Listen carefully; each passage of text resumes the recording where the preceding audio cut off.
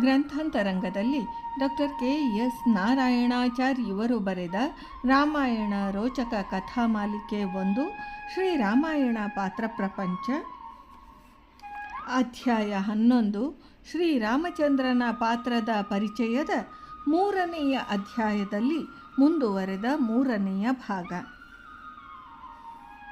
ವೇದಾಂತದ ಅರ್ಥ ಹಾಗಿರಲಿ, ಪ್ರಸಂಗದ ರಸಾನುಭವವನ್ನು ಮುಂದುವರೆಸೋಣ. ಸೀತೆ ಇದನ್ನೆಲ್ಲ ನಿರೀಕ್ಷಿಸಿರಲಿಲ್ಲ. ಬಹುಕಾಲ ಗಂಡನನ್ನಗಲಿದ್ದು ಈಗ ಪ್ರಿಯವಾದುದನ್ನು ಕೇಳಲು ಅರ್ಹಳಾಗಿದ್ದಳು. ಪ್ರಿಯಾರ್ಹ ಶ್ರವಣ, ಆದರೆ ಕೇಳಿದ್ದು ಅಪ್ರಿಯಂ. ತದಪ್ರಿಯಂ, ಅದು ಪ್ರಿಯನಿಂದ ಪ್ರಿಯಾತ್. ಇದನ್ನು ಬರೆಯುತ್ತಾ ಮಹರ್ಷಿ ವಾಲ್ಮೀಕಿಯೇ ಮರುಗುವಂತಿದೆ ಈ ಪದಪ್ರಯೋಗ. ಶ್ರೀರಾಮ ಇಂಗಿತ ಈಗ ಸೀತೆಗೆ ಅರ್ಥವಾಗಿರಲು ಸಾಕು. ಪ್ರಸಂಗದ ಎತ್ತರಕ್ಕೇರಿ ಸೇರಿಗೆ ಸವ್ವಾ ಸೇರಿನಂತೆ ರಾಮೋಕ್ತಿಗೆ ಉತ್ತರಿಸುತ್ತಾಳೆ. ಈ ದಿಟ್ಟತನದ ಪ್ರಕರಣಕ್ಕೆ ಶೋಭೆ ತರುತ್ತದೆ. ಈ ಉತ್ತರ ಸರಣಿಯಿಂದ ರಾಮಚರಿತ್ರವೂ ಸ್ಥಾಪಿತವಾಗುತ್ತದೆ. ಲೋಕದ ಬಾಯಿಗೂ ಬೀಗ ಬೀಳುತ್ತದೆ. ಮಹಾಪೂರ್ವ ಪಕ್ಷಕ್ಕೆ ಮಹಾ ಸಿದ್ಧಾಂತವಾದ ಉತ್ತರ ಇದು. ಇದನ್ನು ಅವಳಾಡಲೆಂದು ರಾಮ ಈವರೆಗೆ ಆಡಿದ್ದರ ಭಾವ ಈಗ ತಿಳಿದು ಉತ್ತರಿಸುವ ಈ ಧಾಟಿಯ ಸೊಬಗನ್ನು ನೋಡಿ ಕಣ್ಣೊರೆಸಿಕೊಳ್ಳುತ್ತಾ ಗದ್ಗದಳಾಗಿ ಆ ಜನಸಮೂಹ ಮಧ್ಯದಲ್ಲಿಯೇ ಸೀತಾದೇವಿ ರಾಮನನ್ನು ಕೇಳುತ್ತಾಳೆ. ಪ್ರಭು, ಯಾವಳೋ ಒಬ್ಬ ಸ್ತ್ರೀಯು ಎಲ್ಲೋ ಕೆಟ್ಟು ಹೋದರೆ ಇಡೀ ಜಾತಿಯನ್ನೇ ನಿಂದಿಸುವುದೇ?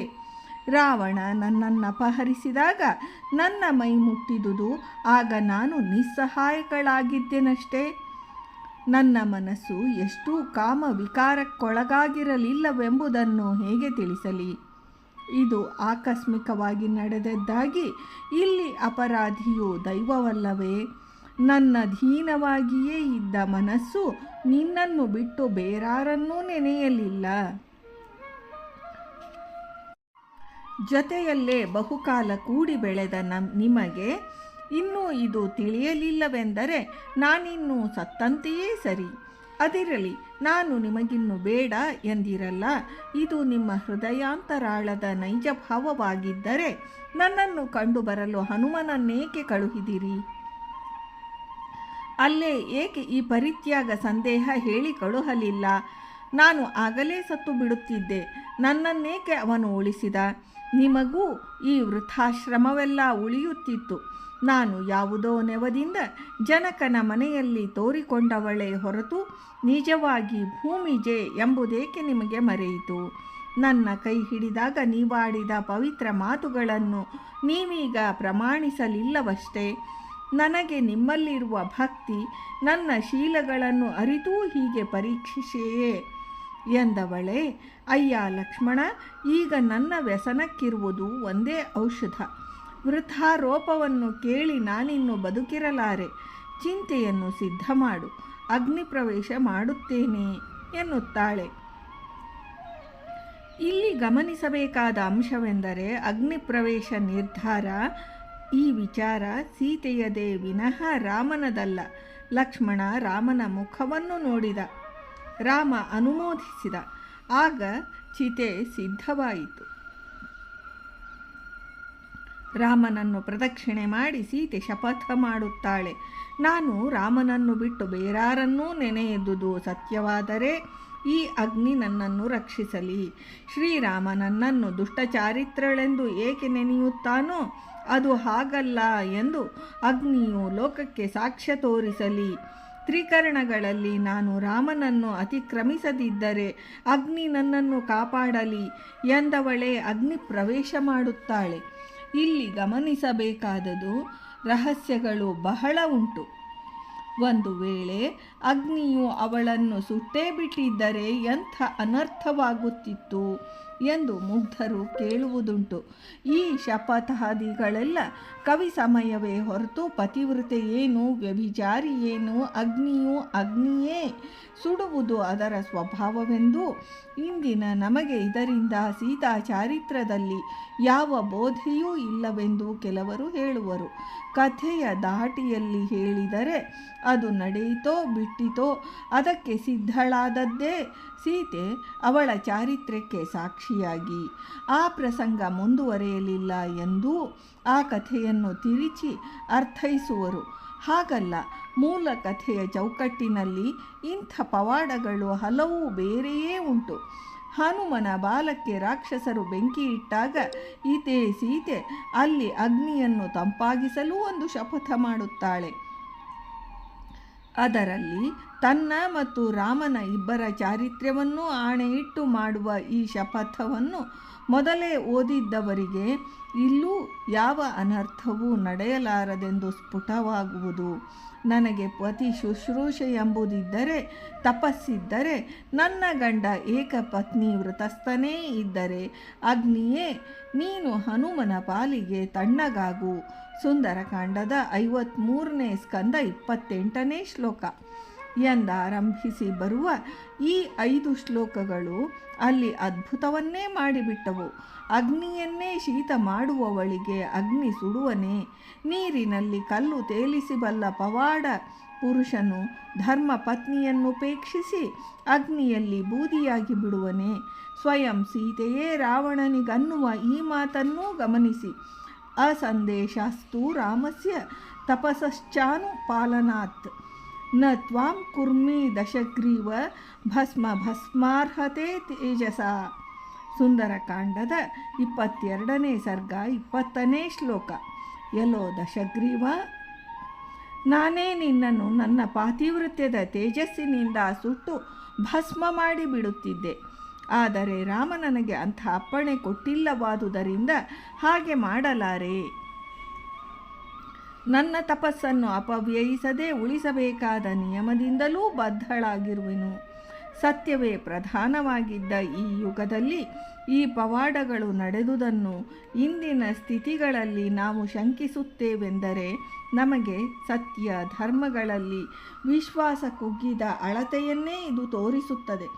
ಮಹಾಪುರುಷರು ಇಂದ್ರಿಯ ನಿಗ್ರಹದೊಡನೆ ಬಾಳಬಹುದೆಂಬ ಸಿದ್ಧಾಂತವನ್ನೇ ಅಲ್ಲಗಳೆಯುವ ಎಲ್ಲರ ಮನಸ್ಸಿನ ವಿಕಾರವೇ ಎಂಬ ಇಂದಿನ ಸಿದ್ಧಾಂತವನ್ನು ನಂಬುವ ನಾವು ಯಾವ ಮೌಲ್ಯಗಳನ್ನು ಆಧರಿಸುವುದು ಶಕ್ಯ?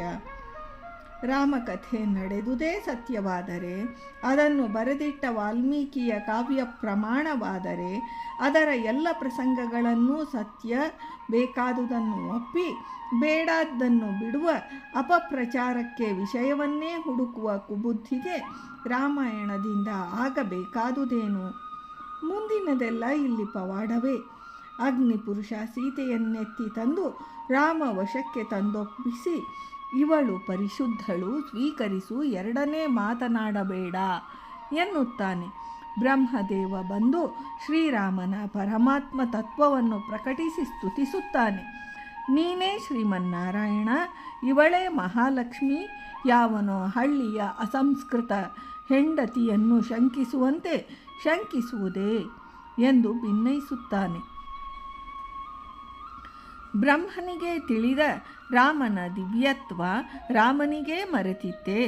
ತಿಳಿದಿರಲಿಲ್ಲವೇ? ಬ್ರಹ್ಮ ಅದನ್ನು ತಿಳಿಸಿ ಇವನು ದೇವರಾಗುವನಾದರೆ ಎಂಥ ದೇವರು ಎಂದು ಕೇಳಬೇಡಿ. ಅದು ಪಾಮರ ಪ್ರಶ್ನೆ. ಶ್ರೀರಾಮ ಇಲ್ಲಾಡುತ್ತಿರುವುದು ಮನುಷ್ಯ ನಾಟಕ. ದಶಾವತಾರಗಳಲ್ಲಿ ಇದು ಒಂದು ಅಂಕ. ಇಲ್ಲಿ ರಾಮನಾರೆಂಬುದನ್ನು ಪ್ರಕಟಿಸಬಾರದೆಂಬ ಆಜ್ಞೆ ಬ್ರಹ್ಮಾದಿಗಳ ಮೇಲೂ ಋಷಿ ಮುನಿಗಳ ಮೇಲೂ ಉಂಟು.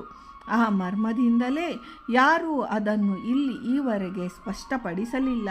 ಮನುಷ್ಯ ಎಷ್ಟು ಎತ್ತರಕ್ಕೇರಬಹುದೆಂಬುದನ್ನು ನಿರೂಪಿಸುವ ಅವತಾರ ರಾಮಾವತಾರ.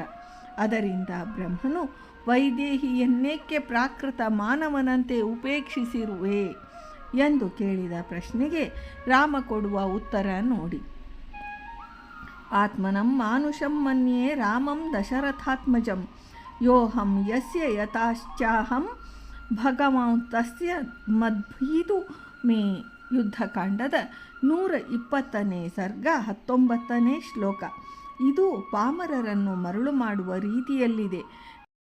ನಾನೀಗ ದಶರಥನ ಮಗನಾದ ಮನುಷ್ಯನೆಂದಷ್ಟೇ ನಾನು ಬಲ್ಲೆ, ಬೇರೇನಾದರೂ ನಿಮಗೆ ಗೊತ್ತಿದ್ದರೆ ಹೇಳಿ ಎಂಬುದು ಮೇಲಿನ ಮೋಹಕ ಅರ್ಥ. ಒಳಗಿನ ಅರ್ಥ ಹಾಗಲ್ಲ. ನನ್ನನ್ನು ಮನುಷ್ಯನೆಂದೂ ದಶರಥ ಪುತ್ರನೆಂದೂ ಭಾವಿಸುವುದರಲ್ಲಿ ನನಗೆ ಗೌರವವಿದೆ. ಮನ್ಯೆ ಎಂದರೆ ಬಹುಮನ್ಯೆ ಎಂದರ್ಥ. ಆದರೆ ಈ ಮಾನುಷ ಭಾವಕ್ಕೆ ಮೀರಿ ನಾನಾರು, ಯಾವನು, ಎಲ್ಲಿಯವನೆಂಬುದನ್ನು ನೀನೀಗ ಪ್ರಕಟಪಡಿಸು ಎಂದು ಬ್ರಹ್ಮನಿಗಪ್ಪಣೆ ಮಾಡಿದ ಮೇಲೆಯೇ ಬ್ರಹ್ಮ ರಾಮನನ್ನು ಸ್ತುತಿಸುವ, ಅವನ ಪರಾತ್ಪರ ತತ್ವವನ್ನು ಪ್ರಕಟಿಸುವ ಮರ್ಮವನ್ನು ಗಮನಿಸಿ.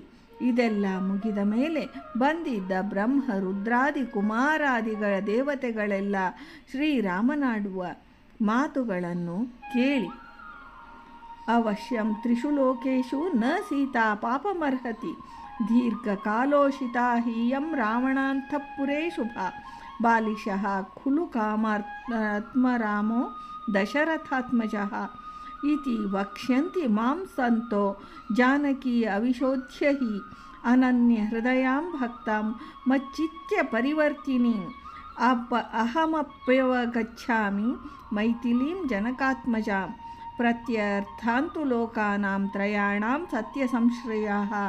ಯುದ್ಧಕಾಂಡದ 121ನೇ ಸರ್ಗ 13ರಿಂದ 16ನೇ ಶ್ಲೋಕ.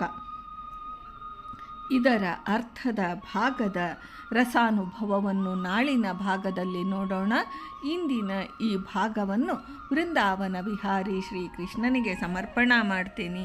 ಶ್ರೀಕೃಷ್ಣಾರ್ಪಣಮಸ್ತು.